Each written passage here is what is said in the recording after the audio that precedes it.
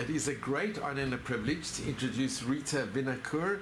We're here in your beautiful home in Montevideo in Uruguay.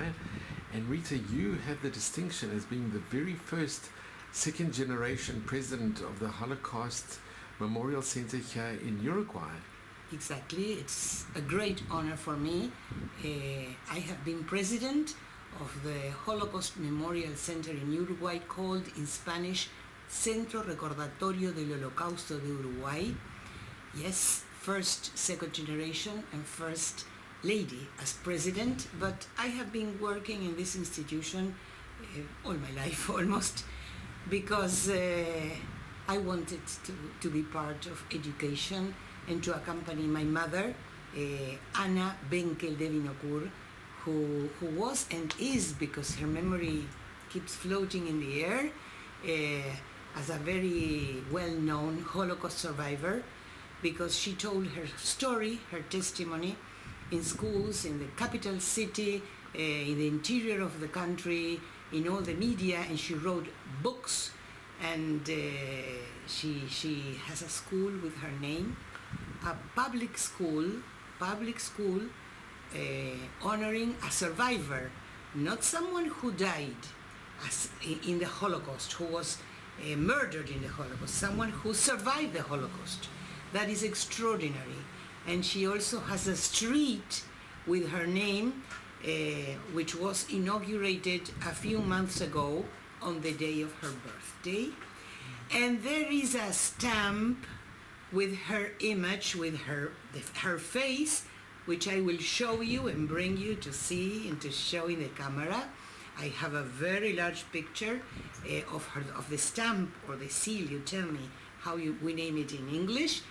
And she represents the survivors of Uruguay for all the things she did, because she told her tremendous story without hate, always taking the pain to transform it into hope.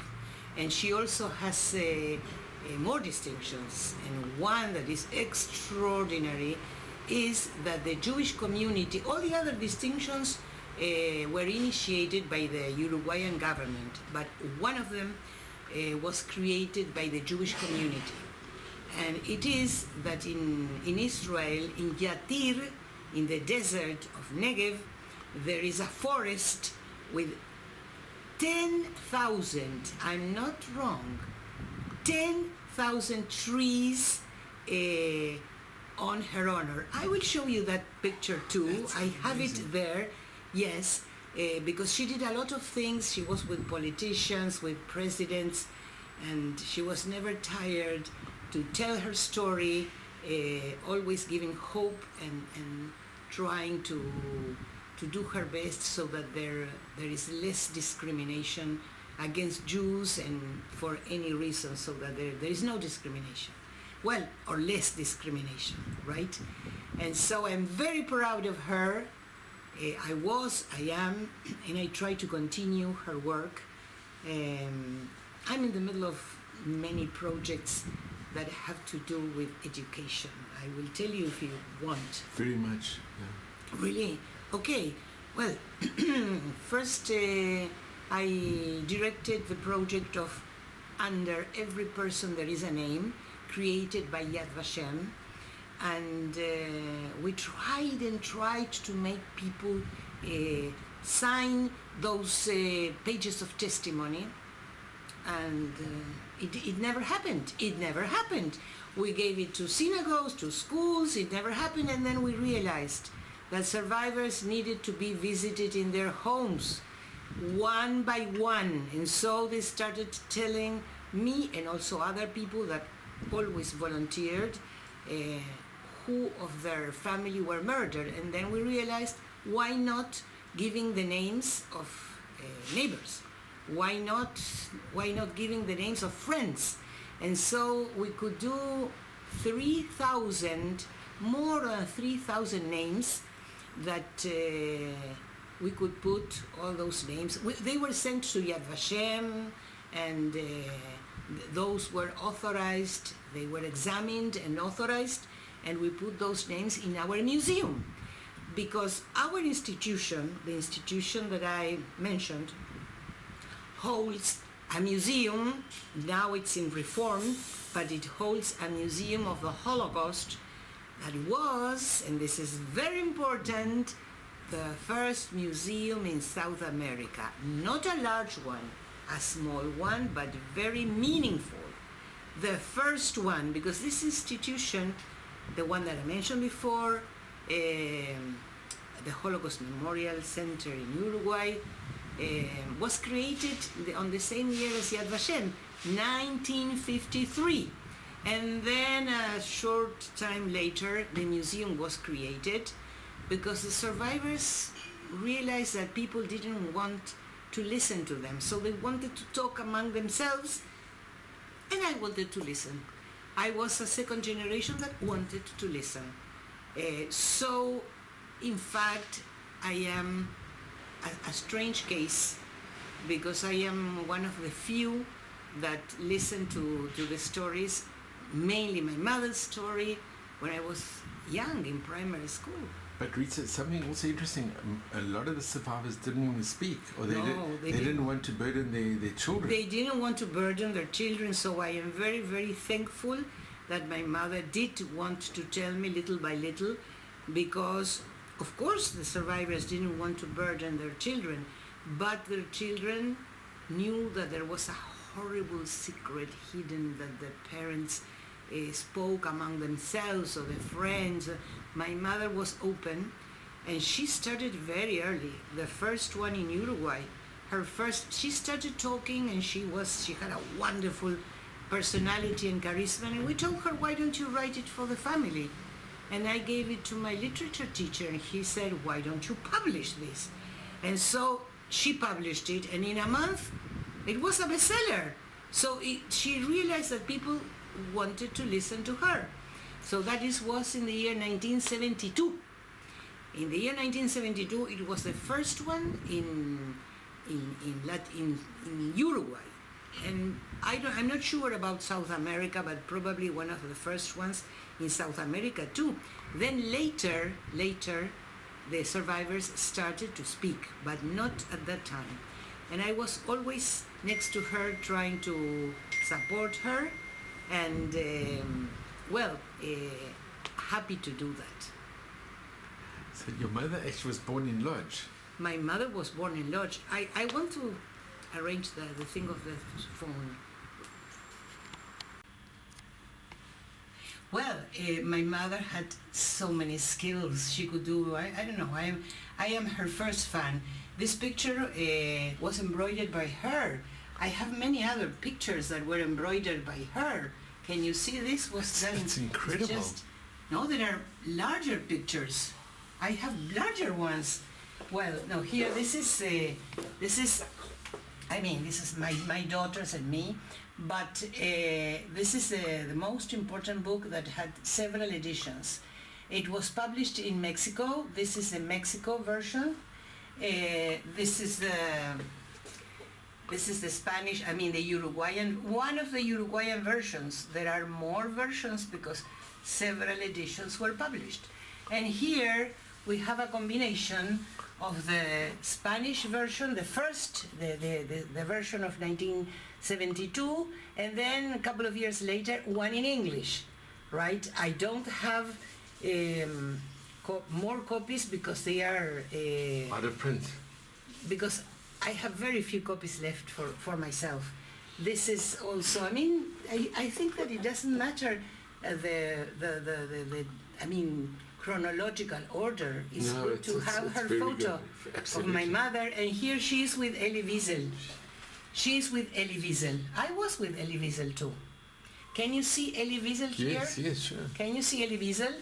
Yeah. When she was here, and he was in a reunion, in a gathering, my mother used to sing. She was a singer, and so Elie Wiesel had used the words of one song that my mother had recorded. So my mother gave her the record, and my mother started singing, and both of them started singing that Stiller, Stiller, that song. The song of Stiller, Stiller was the song that He read in German parliament, and my mother gave her the record, and she started singing, and both of them started singing in that event. And yes, Amazing. yes, I am with Elie Wiesel at that time, many, many years ago. You won't recognize me. This is the stamp. I have the real stamp. And I think that perhaps I can give you a real stamp. I will see. So this is a stamp. Can you see? It's Of the 70 incredible. years of the closure of Auschwitz, right? It says resistance and coexistence. The stamp goes together with this other stamp. I mean, it was in the year 215. Can you see? It's amazing. 70 years. So, but I will look for it. I didn't think of it. That's amazing. And I will give you a copy. And this stamp was in the whole of Uruguay, in all the post offices. Of course. Maybe there is one still. I am in contact with the person that issued. She didn't issue. That is an employee of post offices. Maybe I can find one and give you. No, your mother's face, it's shining. She shines. She never looked old. Her eyes were eyes of a young person, always with projects. And you can see you're always smiling. Yes, With. smiling eyes. Look at her eyes. It's impossible not to admire her. This photograph represents her, really. Well, and then here I have more. This is the forest. Can you see here? There's a certificate. There have been 10,000 trees planted in Jatir, which is a desert, right? And so this is the map where the forest is. It's a very large forest, very, very, very large forest in Israel, right? Yeah. In Israel. And here we have more. Here we have from the Ministry of Culture. She had a prize, right? She has prized, premiado. Her book was prized by the Ministry of Culture, of Education and Culture, right? And here she is with the one who was president of our country, who is the father of the current president until the 1st of March. The 1st of March, we will have another president. But this is the father of the current president of his La Calle Pou. La Calle Pou is our president. And here I have, well, this is after the war. When you listen to her story, you will see who she was. She was, they were in a hospital after they recovered, a non-Jewish Polish friend, right? And I will try to look for the stamps to give you one, if you allow me to look for them. Yes, but you have to allow me to look for them, right? Thank you so much. So Rita, here is This is a present from me to you. You deserve it. You appreciate it. I don't know if I can touch this. No, this is not good. This is like this. I have to. I don't have to touch. This is so special, Rita. Yes, wow. It is. These are the original stamps. Real stamps, of course. They are real stamps. I have a few more, and you deserve it. You appreciate this. You have come here for a world stamp exhibition, so you appreciate this. Very, very much. Right. And Rita, here's with the cancellation. Yes. And this was the 70th anniversary of the liberation of Auschwitz. Yes. So Rita, how did you feel when you saw your mom on the stamps going all over Uruguay and it went all over the world? No. It's an unbelievable feeling. I am so proud of her. I really well. Now this is yours. Oh, Rita, thank you so much. No, you're welcome. Rita, you're really I'm welcome. so incredibly grateful to you. No. You deserve it. I realize that you appreciate all this. Wow. So, Rita, thank you very, very much. But you're welcome. it's just incredible that that's such an honor that the country gave to your mother. Yes, and the country also gave a street with her name, and things have not finished because I will try to have some kind of code. How do they call them? IQ code or something like that, where you put the cell phone and you see the story in the street. When you go to a column, I mean, things have never finished they with put like her. a bar. Yes, like a bar. No, QR codes. QR codes. I was wrong. And so there are always new things with my mother. I have to make a new edition of her book. But what happens? Before, we have to create the new museum of the Holocaust because the museum had to move. So before the new edition of her book, or her books, 3 books, she has 3 books. One of them is called A Book Without a Title, which is the most important one, the first one, and then the other ones that all of them have to do with the Shoah. But first, I have to work very hard. As a matter of fact, today I was working for building the new museum of the Holocaust, which will be in the Ashkenazi Jewish community. So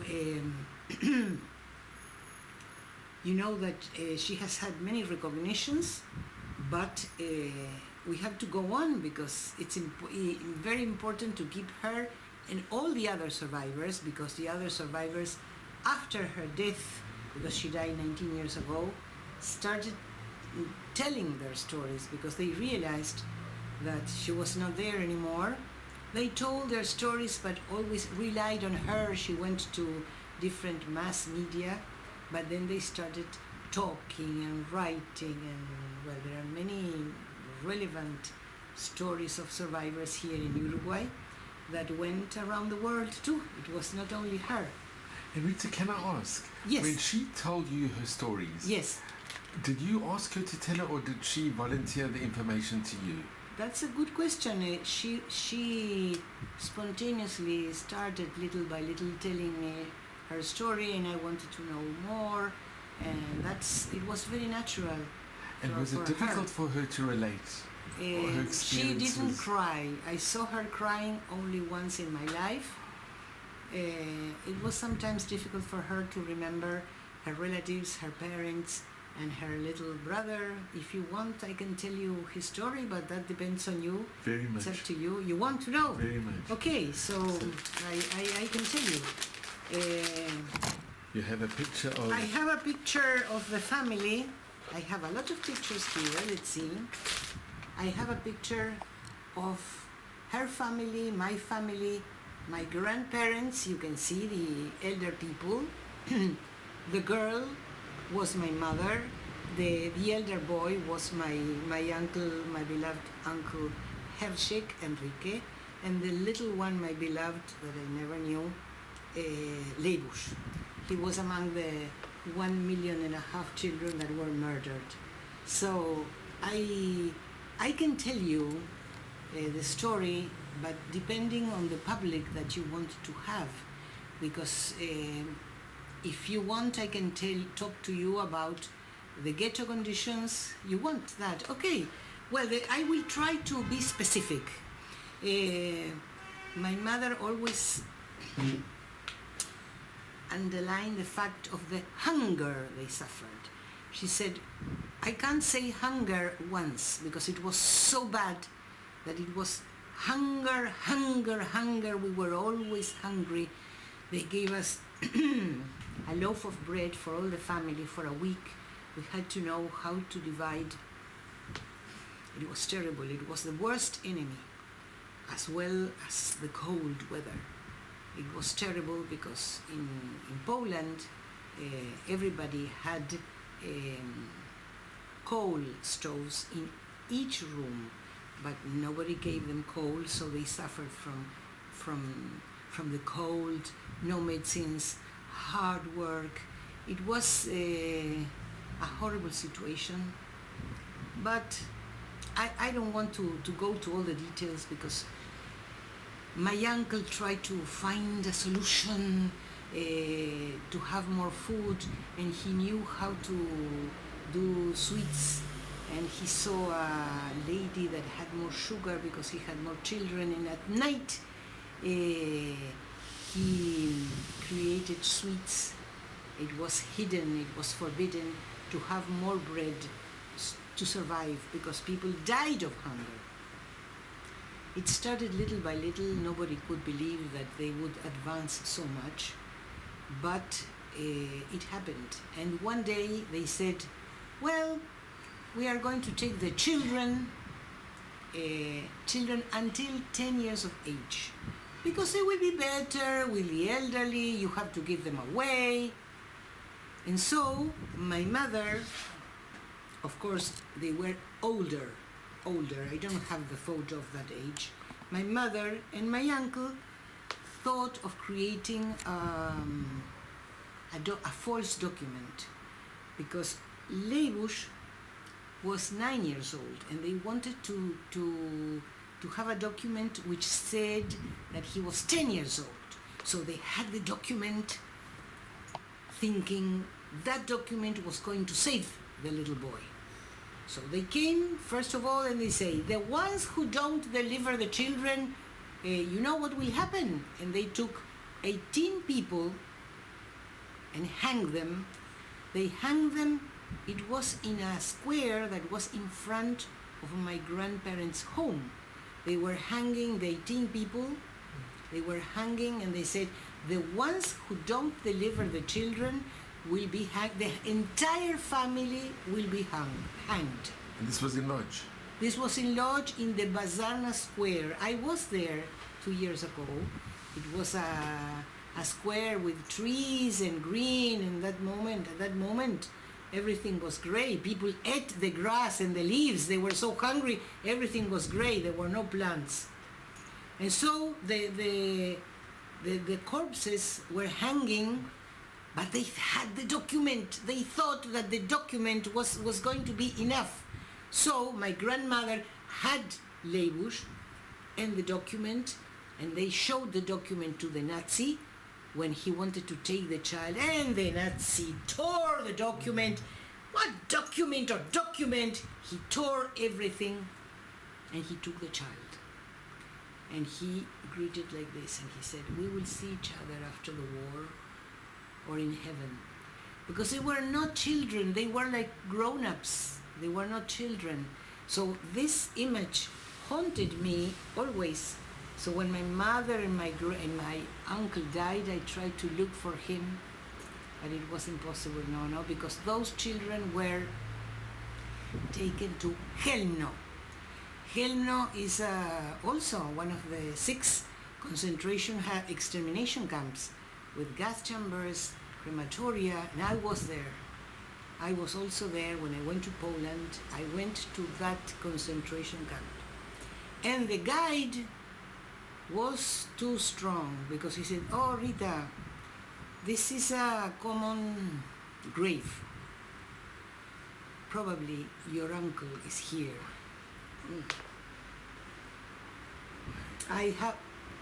Okay, I said, you go with the group. I was the director of the group, because I directed a group to Poland. And I said, you go with the guide, leave me alone. And someone took a photo of me, because I thought, how horrible. I am the only one who is here to say a prayer, because my mother never returned to that camp. She returned to Auschwitz, but not to Helno. And so my little, and then that year I saw the picture of the trucks where they took the children. In those trucks, first of all, they make them be naked, and they put, let's see if I know how to say it, the pipe. The exhaust. The exhaust, how do you say? Exhaust. The exhaust inside the truck with carbon dioxide. Carbon monoxide. Carbon monoxide, okay, thank you. So they were murdered with some kind of gas, the children, and I was thinking of him on his own with other children, naked there. No, that is a scar that will never be healed. It was terrible. And so they still left the corpses hanging in that square, Bazarna Square, and they came a few days later. And they say, we need more people, never mind of the age. And you know what happened? They took my mother. It was forbidden to speak, forbidden to say anything. But you know, I am here. Something happened, and I was born after the war. So something happened. My mother not only spoke, she shouted. She said, I will try to say it in English because this is so much in my mother tongue. Mother, don't allow them to take me. So the Nazi looked at her, and my mother thought, he's going to kill me now, at this moment. Said, where's your mother?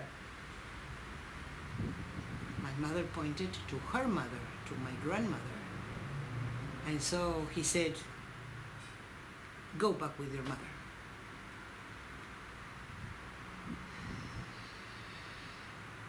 So perhaps he had a child of her age, or perhaps he thought that she was so brave to shout.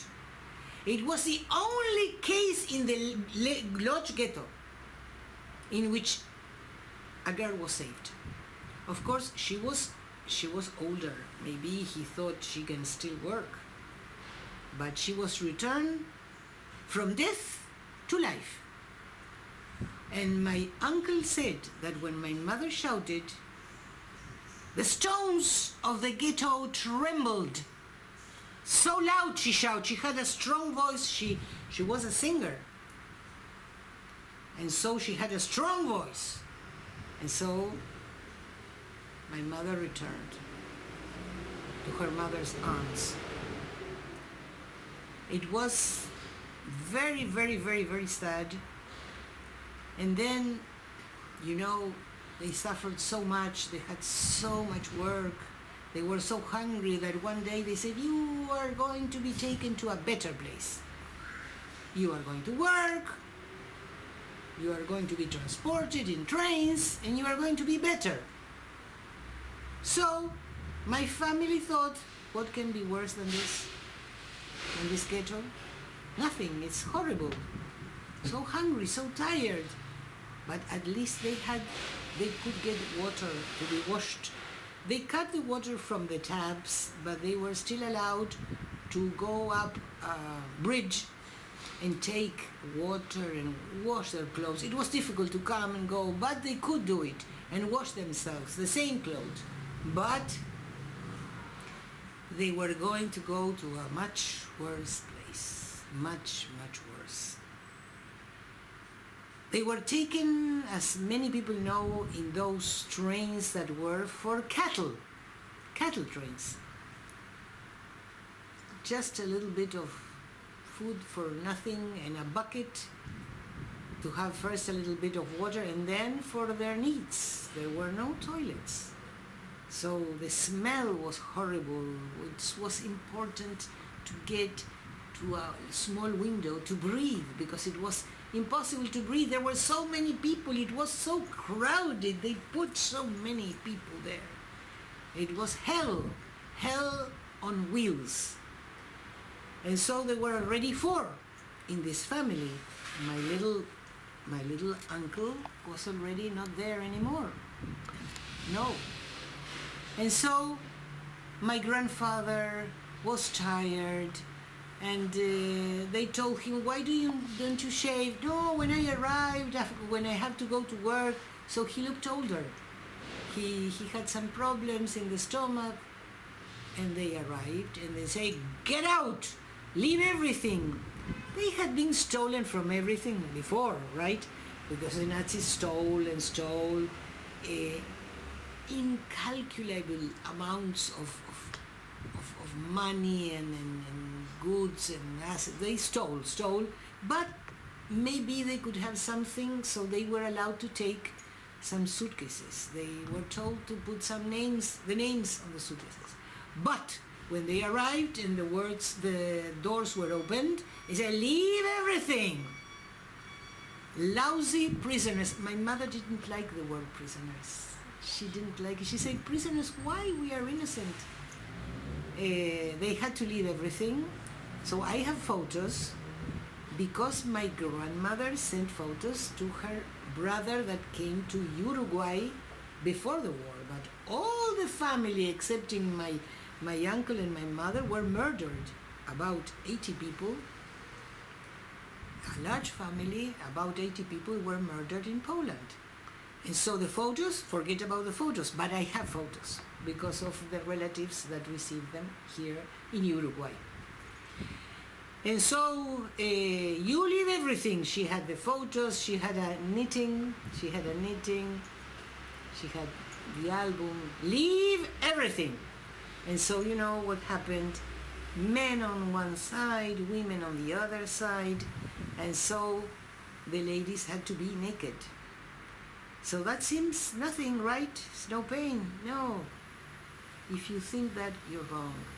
It's so humiliating for a girl that maybe has the period. They had to be naked in front of those guards, those Nazis.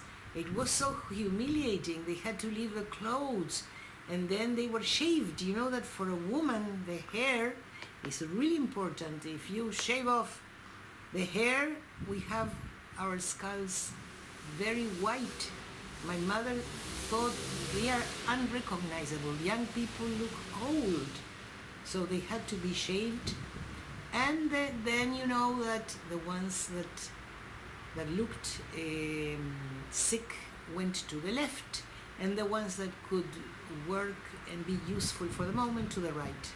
My grandfather, who was with my grandfather Henoch Wolf, it's important to say the names, was with my uncle Hershek, Enrique in Spanish, and he was immediately sent to the left because he was 40-something.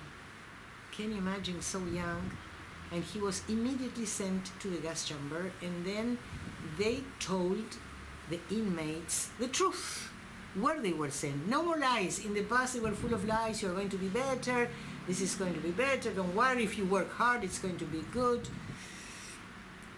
My grandfather was murdered very immediately, and my uncle did his best to survive 1 day more, 1 hour more.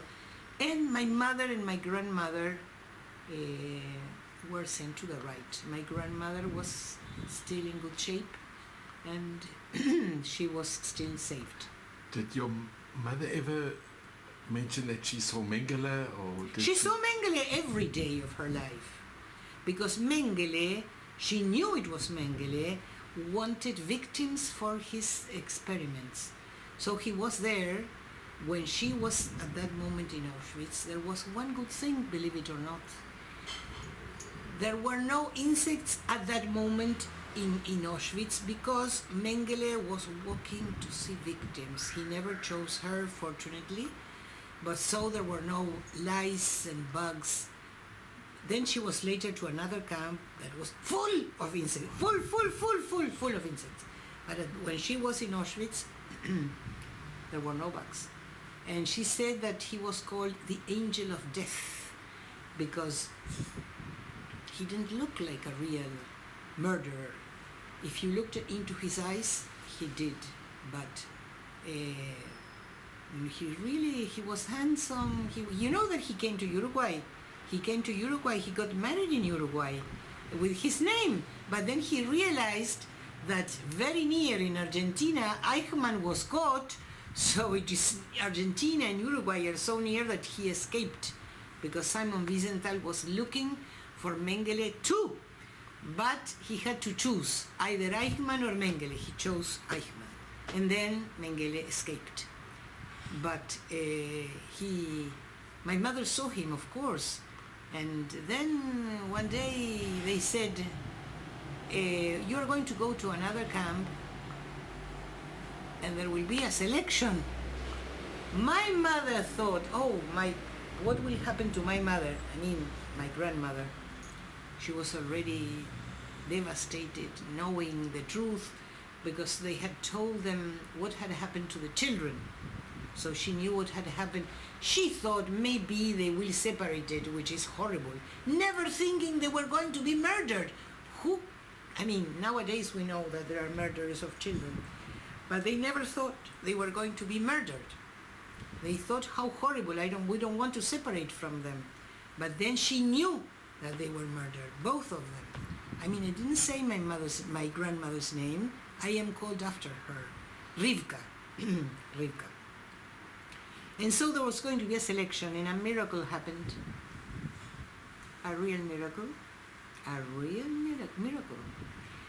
You know that when they arrived to Auschwitz, or Auschwitz, I don't know how you pronounce it in your country, they asked them to leave everything, even the shoes. They wanted to see if there was some kind of brilliant or piece of gold. And they gave them clogs. But my mother didn't want clogs, so she was barefooted. And what happened? Let me see if I can say this in English. A beetroot peel was stuck on her foot sole. Is it clear what I say? Heel. She was barefooted. She was walking. She realized that something had stuck to her. She looked, she turned over her foot, she saw that it was a beetroot stuck. And she thought immediately what to do. Immediately. You had to be quick. She told my grandmother, don't say anything. I am going to caress you. It's going to be like an affection, a show of affection. Don't say anything.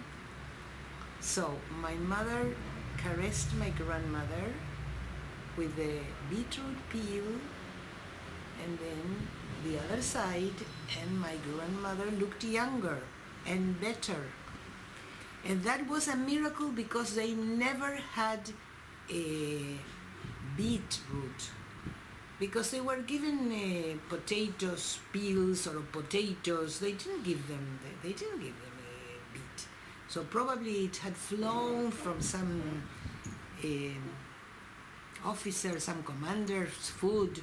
You know that Hess lived near Auschwitz, so perhaps the commander. And so my grandmother passed the selection. She passed because she looked younger. It was very well done, and she passed. So my mother and my grandmother went to the Stutthof camp, where I went a couple of years ago without the group, because the group went to other camps, bigger camps. But there were gas chambers, small, and crematoria also in that camp. Small, but it was terrible. And what did she find? What I said before.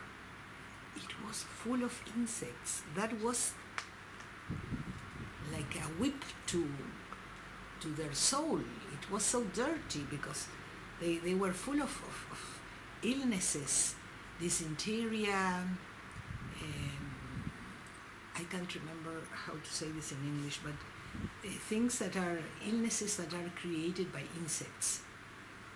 Lice as well. Lice also, lots of lice that were fat and suck the blood of the inmates.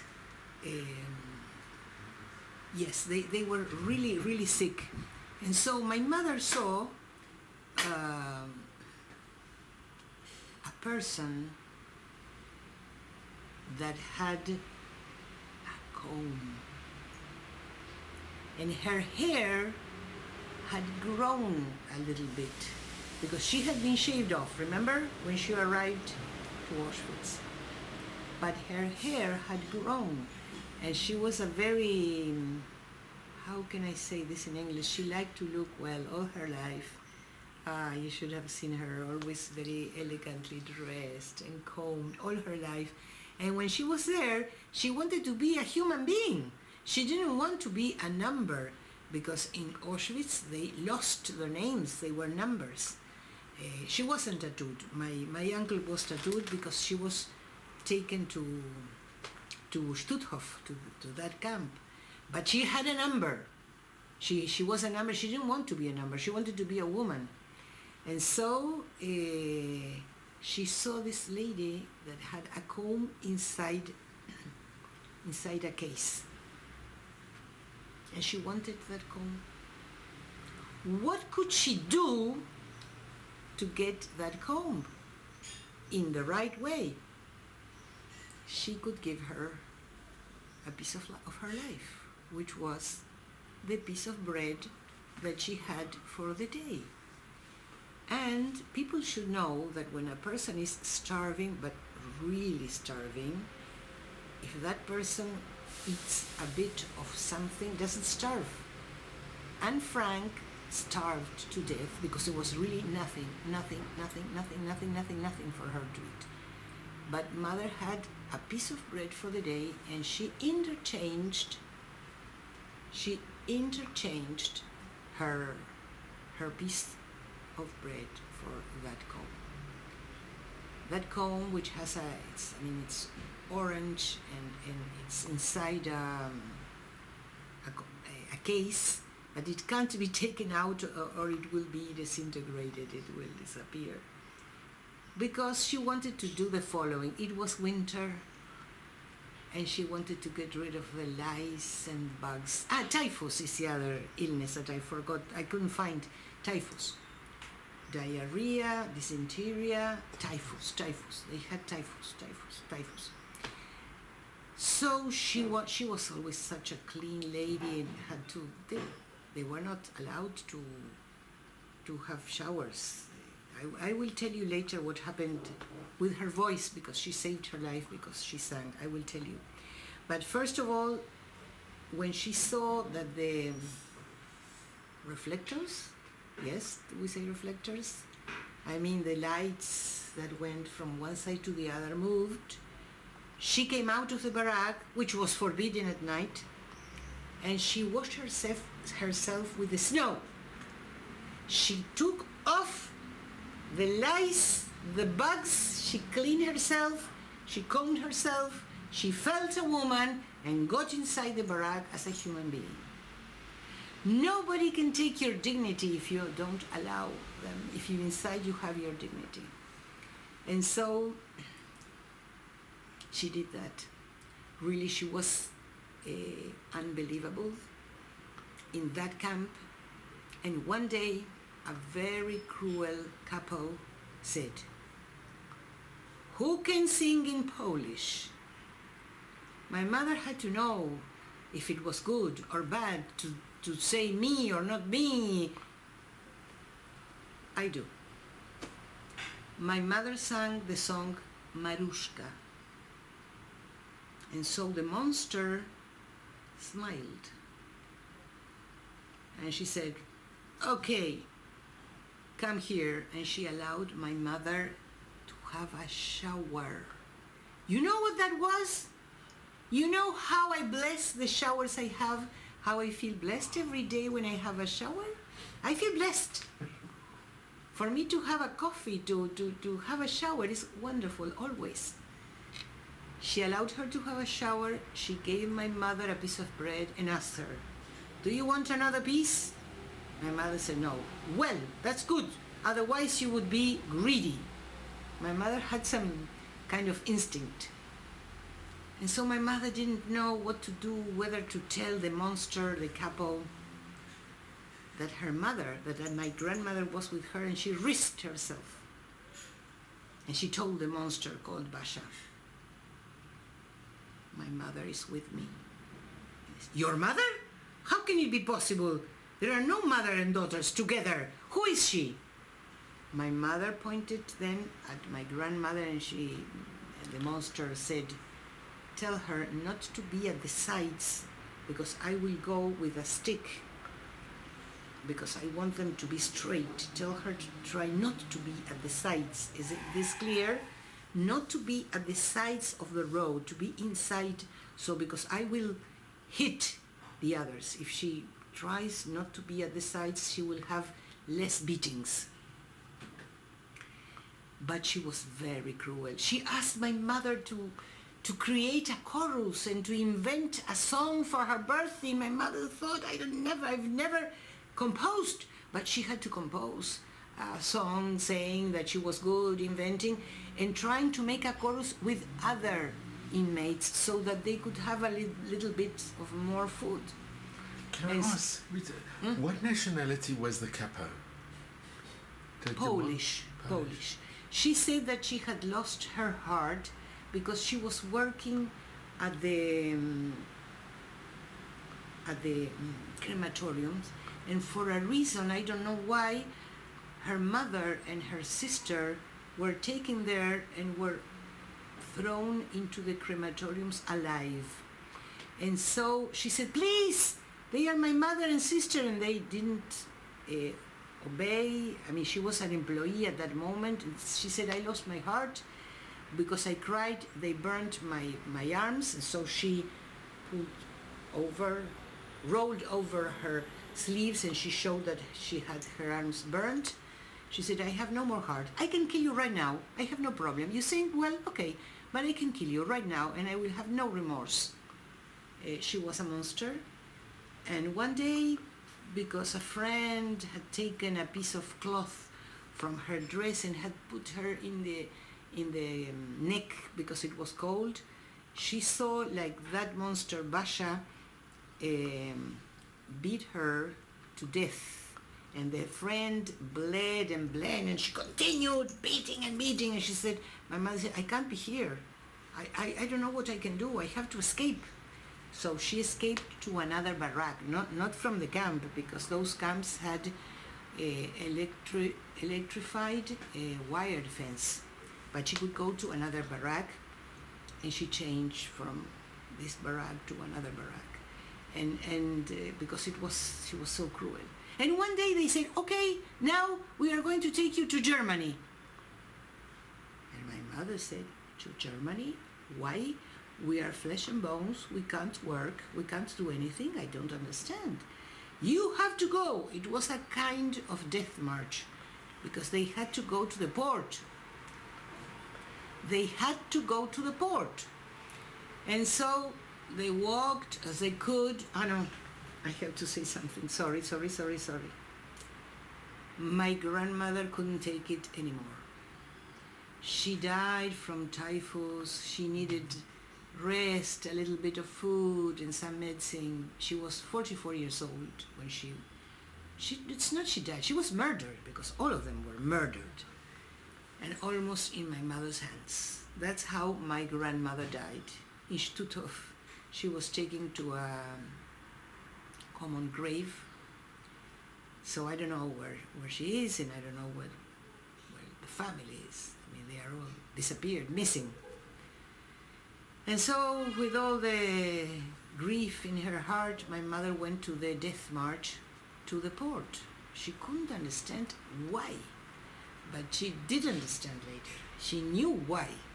You will see why. She was taken into a ship, and I thought that I will never know what kind of ship it was going to be. And 2 years ago, when I went to Stutthof, I went to Poland for the first time in my life, I was given a book, a heavy book, about Stutthof, about that camp.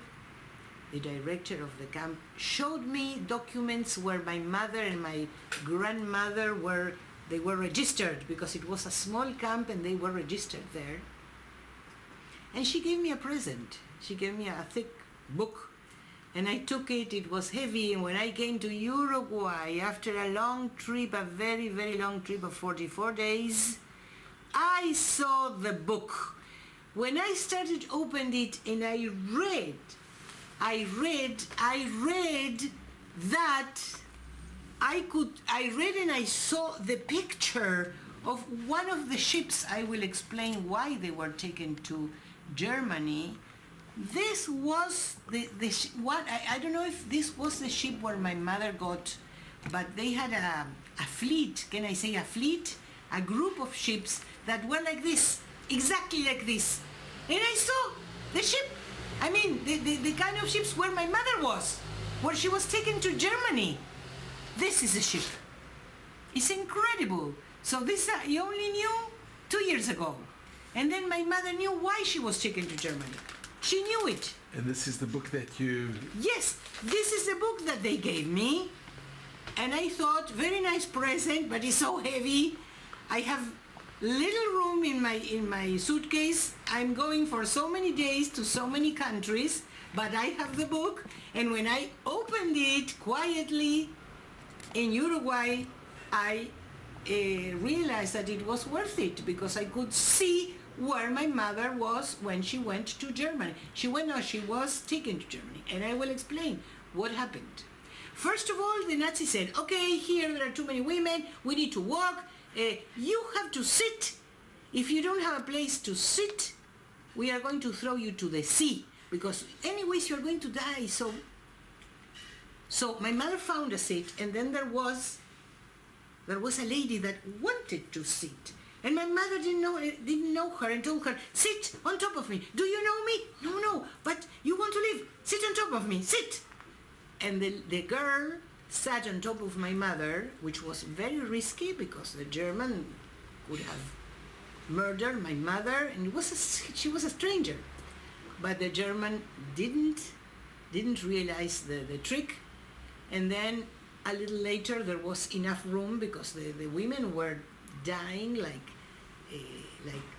flies because they were so sick. It was almost at the end of the war. I'm talking about the end of the war. And she asked my mother, but do you know me? No, I don't, but I saw that you wanted to live. Wouldn't you have done the same? Wouldn't have had solidarity? Okay, thank you. You saved my life. And listen, because everything I'm telling you has a reason. Later, this girl called Yanka, who was not Jewish, she was brought up by a Jewish family. She was adopted and she didn't leave them when the ghetto was closed. She suffered all the hardships of Jewish people, was taken to the concentration camp and then taken to Germany, said, I'm going to say goodbye because I'm dying of hunger. My mother said, no, I'm going to give you to share. I'm going to share the bread. So my mother shared her piece of bread. The other saw. She has bread. We have to see her. We have to search. My mother said she thought she was in a snake's nest because they wanted to see she has bread, and they took into her clothes and inside the mouth. No, I am just trying to share. I don't have any more bread. And so Yanka said, you have saved me again. You saved my life again. Well, you would have done the same, my mother said. You were dying of hunger. Because you know that hunger, real hunger, is something that we'll never know what it is. My mother said that in Uruguay, that is a poor country, they will never know what hunger is. Because if they go to a bakeries, they will say, well, I want the bread of yesterday or the day before yesterday, or they will go to a container. They will take rotten food, but there will be something. But a person that dies of hunger is a person that has nothing for many years. And so they were there. My mother started to have her legs swollen. And then she said, I see that there are some some packages covered. Maybe it's food. And she wanted to see what it was. What was it? Weapons. They took them as hostages to Germany. They put a red cross on all these ships so that the Allies wouldn't bombard them. And they could take all sorts of weapons, big, small, lots of weapons, to Germany from Stutthof. They wanted to go to the city of Kiel, and so in Germany. And so my mother said, oh, it's not food, okay. The Allies never respected the Red Cross, and they started bombarding. This is history. They started bombarding the ships. I showed you a couple of them. And my mother said that she saw them sink in minutes, that you can't believe how fast a ship can sink. I don't know how to call it, or I don't remember the names of, they go up and and their ship was bombarded too, but it was floating in the Baltic Sea, and you can say it was a miracle, but the sea was very calm. If there had been waves, they would have how do we say when you die by Drowned. Drowned. They would have drowned. But the sea was calm. And my mother was feeling badly, and she said, for the first time in all those years, how terrible. Because she always had hope. But at that moment, not being able to walk, she said, I am 18 years old now, because when the war started, she was 12, 13. And I'm going to die in the middle of the Baltic Sea. Nobody's going to know where. Nobody. Well, if my family survived, if maybe my father had already been murdered, my brother, nobody's going to know. That was the only moment when she lost hope. But then they saw a ship coming, and you will never ever guess what flag it was. You can't. Nobody guesses. They said, oh my God, no. It was the German flag. They thought, no, we can't believe it. But they didn't want to murder them. They wanted to show that the war was finished or almost finished. They wanted to show that they saved Jews. And so they said, we come here to save you. We are going to put a plank, can it be? Is it correct? Only the healthy women are allowed to come to this ship, and the other ones will be rescued later. Never. Imagine the ones that couldn't walk, forget it. And they took photos, and then my mother told her friend Yanka, you can go alone because I can't walk. I can't.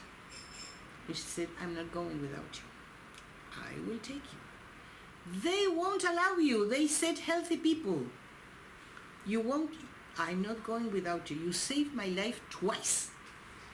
And so Yanka took my mother and she dragged her along the plank. They said, no, only have, she's healthy. Her legs are asleep. She's okay. So Yanka saved my mother, didn't leave her there. And so those Germans were not Nazis. They were from the Wehrmacht. They were soldiers, but not Nazis.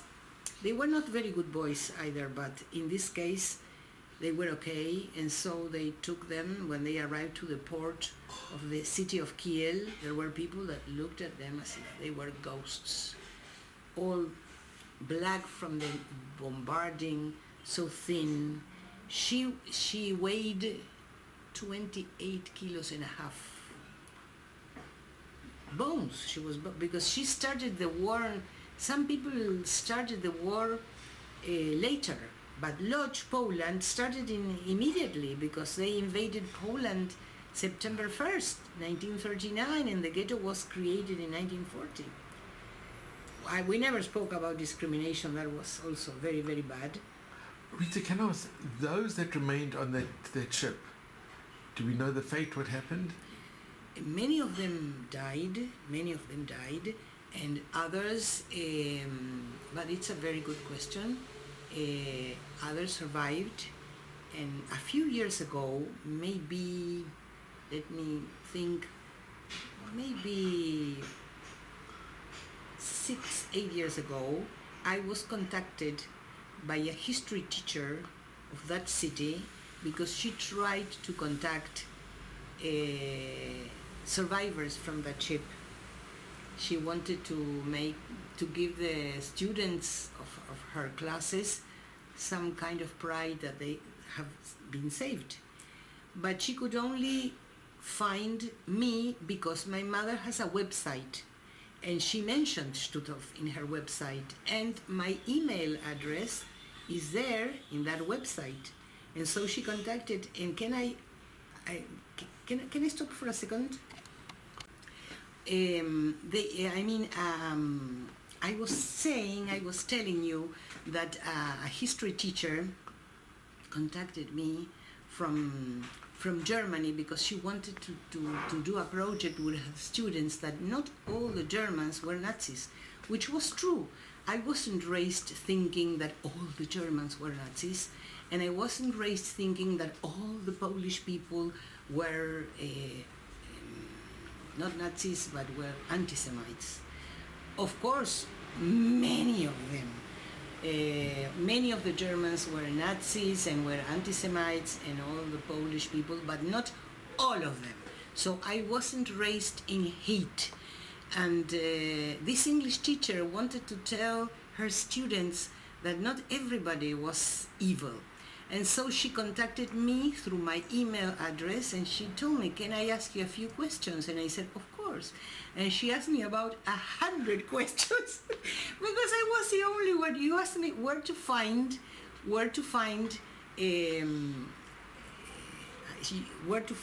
the other survivors. Many of them died in the hospital where my mother was because they were really dying, and they were buried in the yard of the hospital.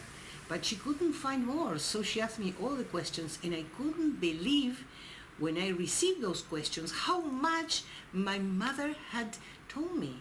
I couldn't believe that I knew all the answers. My mother told me, and of course she didn't tell me everything, because there were things that were too ugly. When they referred to excrements and those things, the only thing I knew from the second concentration camp is that there was a very big hole, a huge hole, not like in Auschwitz where they had individual loos. They had a huge hole, and they had to sit on the border, and if one was weak and fell inside, nobody would help that person, got drowned there. But there were other things that I know that my mother was delicate not to tell me. I know that for her, cleanliness was very important. She had to suffer from a lot of things. And so the teacher asked me about the others, and of course I remember all the stories that my mother told me. I could write a book. I don't have time, but I know so many stories. And so my mother was for a year, she was thinking, how can I survive? And she was lying in bed for 1 year because she relaxed after she knew that the war was over. But she couldn't move from the bed for 1 year. And then the second year she was in other hospitals. I have all the names, everything is in the book. She had a boyfriend, but then one day she received a letter. She received a letter from her brother. And she said, I'm going to leave everything and I'm going to see my brother. Where was her brother, my uncle, Hershek, Enrique? In Uruguay. How? This is... Yes, my darling. Yes, here. I don't know if I showed here.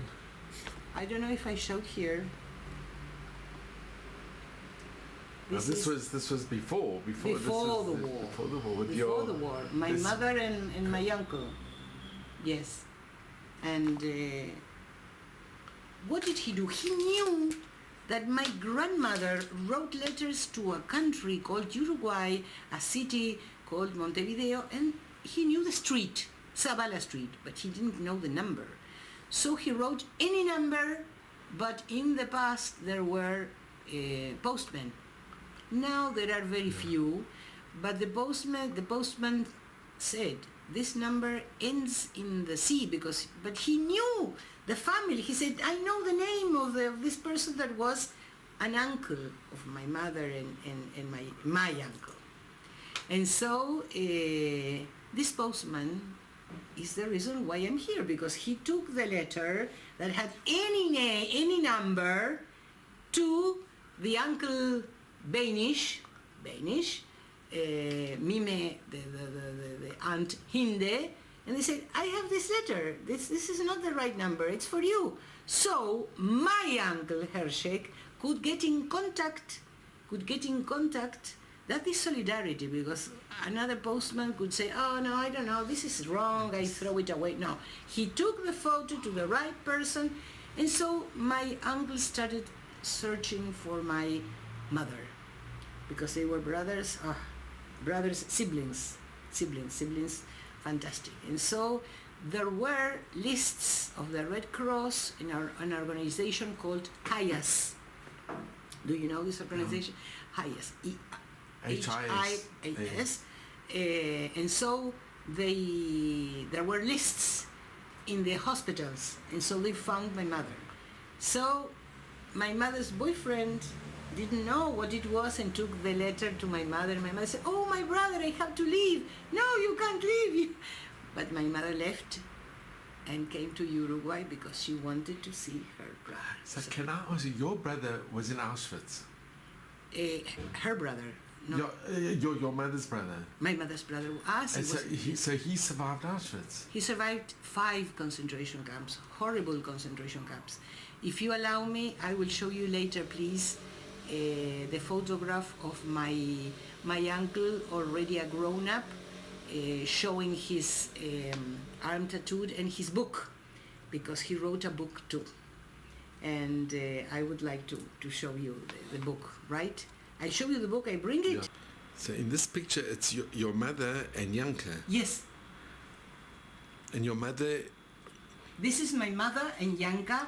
They were in a hospital when they had already recovered. That was almost 2 years later after the war. Yes. Almost two years later after the war, she had already recovered. Her weight was okay. She could stand. The first year, she couldn't move from her bed. When they were here in this photograph, they were in a hospital, but they could already walk and go back to the hospital.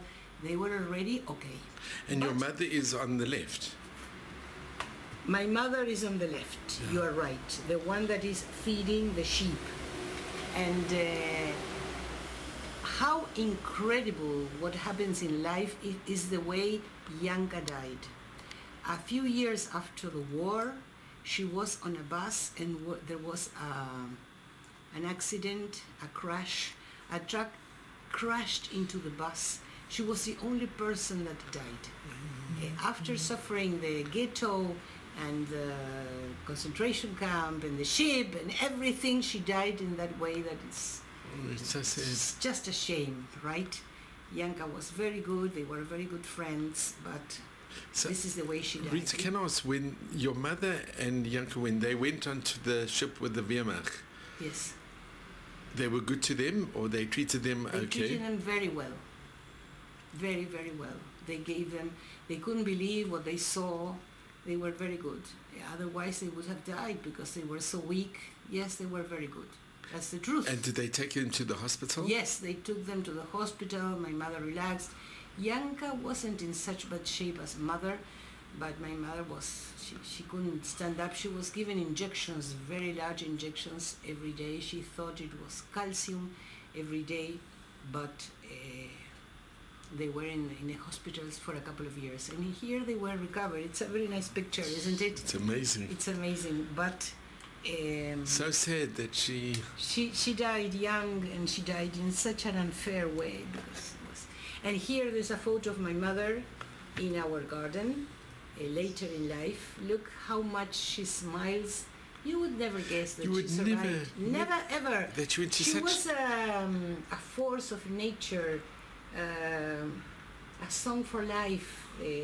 People wanted to be near her because she had so much energy, positive energy, that was unbelievable. And then I want to show you also, why not, a photograph of my father also, because I'm here for a reason. This was at my wedding. My mother and my father, Alberto Vinocur, Zichronim Lebraja, both of them. My father had a horrible, I will tell you in 5 minutes something that will make you shock, how he came to Uruguay. Can I tell you? Please. You will be surprised. Where did he come? Where was he born? He was born in Zdolbunov, a small village, a shtetl in Poland, which was Poland for a couple of years. Then it was Russia, Ukraine, and there were pogroms. There were like actions, but very dangerous ones. Not simple ones that came just to throw away the goods. No, no, no. They came to murder and rape. And so my father, Alberto Vinocur, Herschel, had 7 brothers and sisters, 7 siblings. They were children, young children, and they came to murder them. And my grandfather was like a very brave man, tall and strong, and he wouldn't allow the murderers. Came a kind of sheriff, I don't know how to call him, on horses. They came on horses to murder them, and so he started to struggle with the head of this pogrom. My grandfather took out his knife and he, how do we say? He did? Slit. Exactly, because it's not behead, slit his throat. So they said, oh, the Jews are defending themselves. So all the pogrom was dissolved. No, how can I say? Abandoned, it was dispersed. No, they didn't want to continue because they saw that, because he was the head. And so my grandfather had to flee. He had to flee. He went to the port and he asked any ship to come to any country. He was, I don't know how to say in English, his work, he worked with metals, and he took any ship to some country, which was Uruguay. That is how later, a couple of years later, when my father was already 5 years old, my grandmother came with all the children. It is amazing. And so that is how... The ship was going to Uruguay. Yes, he didn't know Uruguay. He came, he had to get away. Because he came to Uruguay. He met my mother because he met my mother. And amazing. And then, well, here I have this is a copy in English. I would love to give you a copy, but I don't have copies. I have to. This is a book without a title in English. You should have them all reprinted. I should have all reprinted, yes. Definitely. Yes, it's not so easy, believe me. It's expensive. I would love to have someone to help with this. Then this is the first book this was the last edition. A book without a title in Spanish. And then she had a second book, Lights and Shadows After Auschwitz. That was the second book. And then the third one, that was To Return to Life After Auschwitz, but in Spanish. This was done by the Ministry of Culture. Here you have the logo of the Ministry of Culture. And then, of course, I want to show also the book that my uncle wrote, B10279, Survivor of Auschwitz, Enrique Benkel. And this is his photograph. And so he was more handsome. That was not a good photo, not a good picture. Yes. And your mother and her brother were very close? If I love that question, because I can tell you something that is amazing, outstanding. They were so close that when my mother didn't die of cancer, but when she got cancer, my uncle immediately got cancer too. She was cured, and he was cured too. And so they decided to go to Auschwitz. They went together, both of them. And when my mother, many, many years later, 19 years ago, died, he was perfectly healthy, but he got ill and he died immediately. This is the photograph of their trip to Poland, to Auschwitz. They were there together because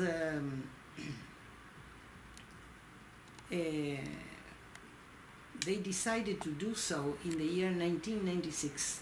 My uncle said that when my grandfather was sent to the gas chamber, he hadn't said a prayer. He had to say a prayer in the gas chamber, and so they went there together, and I was there too, a couple of years ago.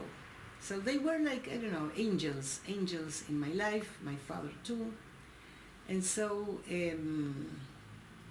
But Rita, it's not a given that afterwards that the siblings remain close. Of course, it's not always a given. When they said, my brother, my sister, it was like a different meaning. You felt it.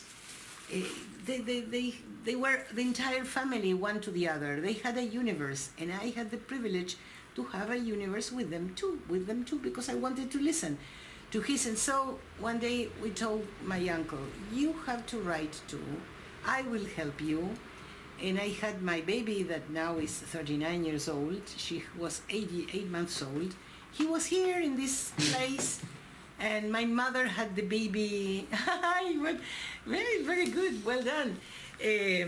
This is, here you have the babies. My mother and her granddaughters, she had 4 granddaughters.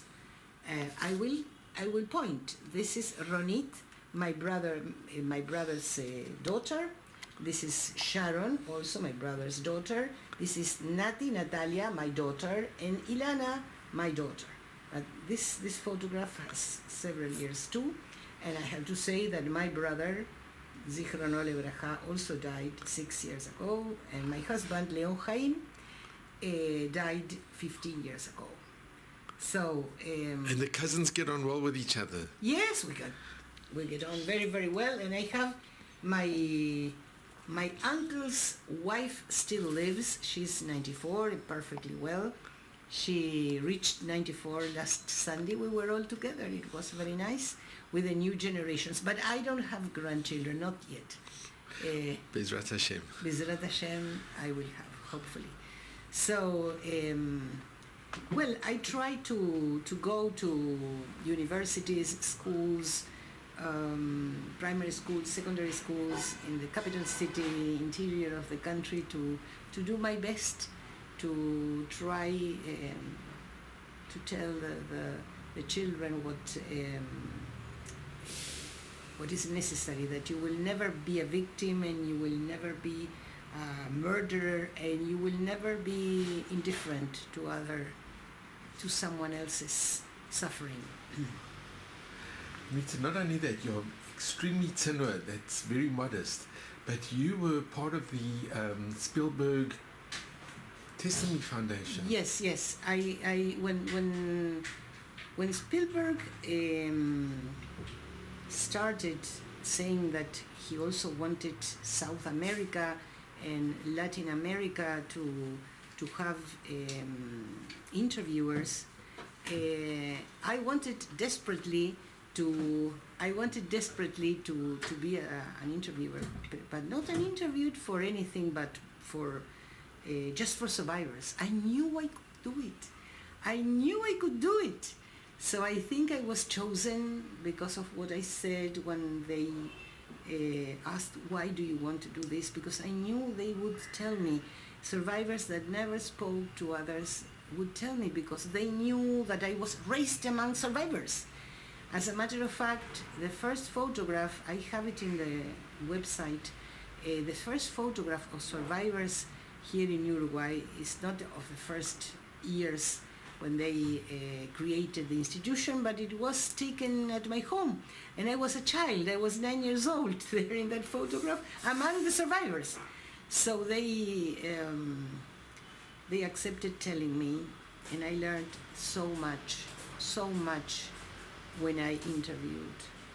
I became so humble because in some cases, or I remember a special case, I won't give the name, this person probably didn't suffer so much. She looks at very small details that are not important. Probably she didn't suffer so much, and when she told me her story, it was horrible, horrible, horrible. And I learned to be humble, not to judge by appearances. You don't know what a person is going through or went through in the past. I learned never to judge. I try to be understanding. And of course I learned history. That was my most important learning in life, right? Because I had to hear terrible experiences. And you think, how can a person overcome, form a family, try to help the country to improve, to have to support themselves and their family? It's unbelievable. And I also took part, and it really took me many hours of sleep, of another project that is called Under Every Person There Is a Name, what I said before. And I studied, and I realized that I will never even scrap a bit of what happened, because it's impossible to know enough of what happened. And you think sometimes, how can it be possible that there can be so much goodness in a human being and so much evil? You can't believe it. How can a person be so evil? It's not only goodness, evil and goodness, but it's possible. So I live for the ones that are good, and I live for the ones that can be transformed, because there are some that will never ever be transformed because they are deeply rooted. They were born with anti-Semitism. You can't transform those ones. But you can transform the ones that are doubting. So I try to give the stories of the survivors, especially my mother's story, of course, because every time I tell her story, she comes to life again. And so I try to do my best in this world, in my society, and I am in contact with lots of students, to make them think when someone tells them something evil, to try to get involved, to be committed. If you see that someone is doing evil to somebody for something that can be not really relevant, like bullying, no, don't allow that. Say, stop it, don't do that. Leave him or her alone. To try to have solidarity, not to have discrimination against someone for any reason, for the color of the skin, for the religion, for the political beliefs, to try to be a better person. And so I do this with, voluntarily, with all my heart, and this is part of my life. And are your daughters also involved, or are they interested? Not very much. Only when I ask them, especially because they said that they were brought up with so much work of my mother and myself that it was too much for them. If I ask them especially to come to an event, to the inauguration of a museum or the library, we have a library called Simon Wiesenthal library. Not now, because now the museum and the institution is closed. But unfortunately, no, because they say that it was like too much. Maybe the other generation, my great nephew or my great niece, because they don't. And my niece, I have one of the nieces is wanting to work with this, but they said that it was too much. Well, Rita, I just want to thank you, because Yes. I am speechless. I really am speechless. Rita, really, I must just mention, because You know, it's all, there's a word mina shamayim, it's all meant to be. I came to Uruguay as the Israeli commissioner for a stamp exhibition. Wow. And I brought quite a few collections, and my collection is the rise and fall of the Jews of Germany. But I never in my wildest dreams ever would have imagined that here in your home you'd be giving me a stamp of your mother that was issued in Uruguay in memory of your mother, and there are no words. I am just... You have to know... I cannot believe... You have to know that I don't give this to anybody. I feel that you deserve it. I don't have so many, but I know that you appreciate it so much. I can't give it because I don't have so many. I am not sure if there are more in Uruguay. Maybe yes, maybe no.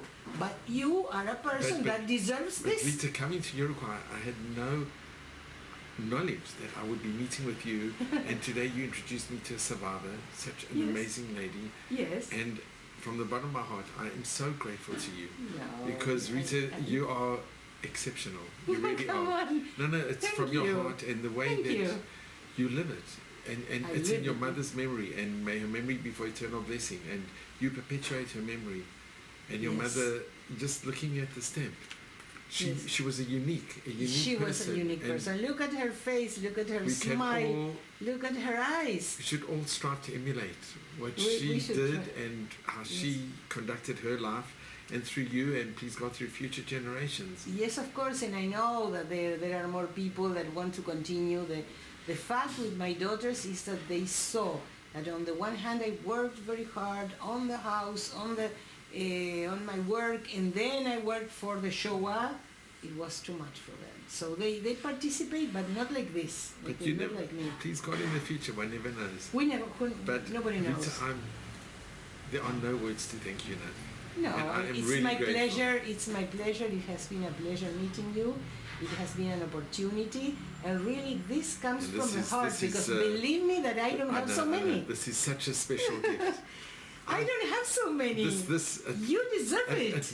It was worthwhile coming all the way to Uruguay just to Come receive on, this gift. you're really, going and to meet move you, me. and Thank to you meet so you. much. Can I do Thank you. this? Thank you Please, so much. please. I know that you're religious, but I want to do I'm this. so grateful, Rita. No, really. no. You deserve it. I know it. I know it.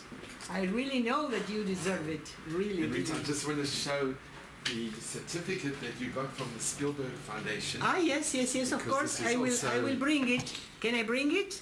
Or we can go over here. Yes, we because can go. Yes. you yes. have not only from the Spielberg Foundation, you've got from I have also from Yad Vashem. Yad Vashem and from the Israeli government as well. Yes, yes, from the embassy here that thanked me for the pages of testimony. Oh my God, I want to. This needs well. This is from Steven Spielberg.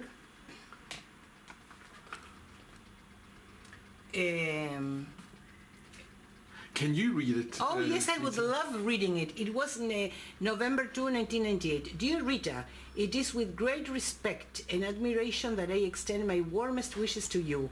I want to thank you for your tremendous commitment to the work of survivors of the Shoah Visual History Foundation. The Shoah Foundation wouldn't have been able to record the almost 50 testimonies to date without you. They have more now, I think that 55. Your efforts to help document the past will have a profound impact on the future, bringing the lessons of the Holocaust and the message of tolerance to generations to come.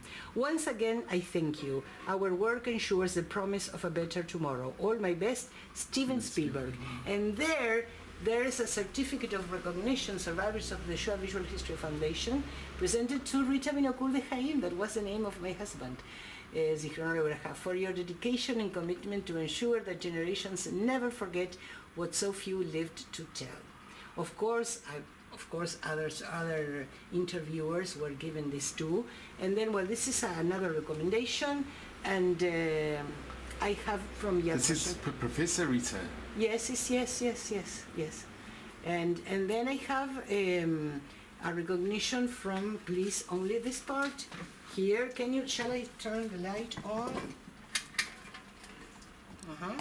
Yeah.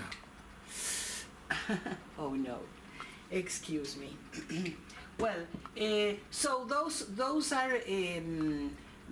are letters given by Yad Vashem and by the embassy of Israel and Uruguay regarding the project of the pages of testimony for the project Under Every Person There Is a Name.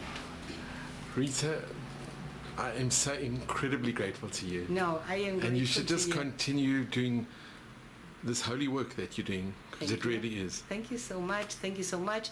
I hope it is useful for not only for the Jews, for the non-Jewish people in our society, because we never know when we do something. There is something called a butterfly effect. When you do something, you never know what another person can be inspired to do. And well, I do my best from my small side, right? Well, this is so. It has been a pleasure meeting you. You are lovely. Thank you very much indeed. Knowing someone from South Africa, and knowing somebody that knows Stalinates. Oh my God. Incredible. The only person that I know from South Africa, you know her. It's unbelievable. So she started the Holocaust and Genocide Center in Joburg. Ah, well. So that is fantastic. And your energy is a very nice energy, positive energy too. And I am glad. Well, it's a great compliment, and thank you very much, Rita. Thank you. Thank you. Thank you.